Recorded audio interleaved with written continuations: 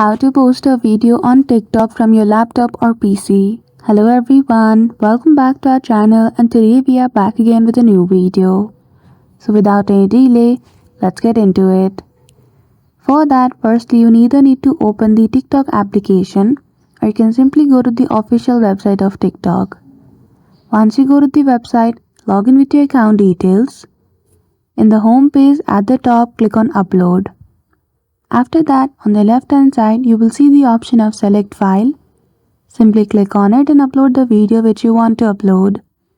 Provide caption and description for your video.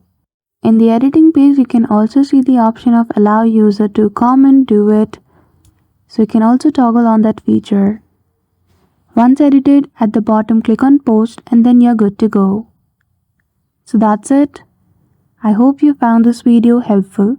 If you did, don't forget to give it a thumbs up and subscribe to our channel for such tutorial. Thank you for watching till the end.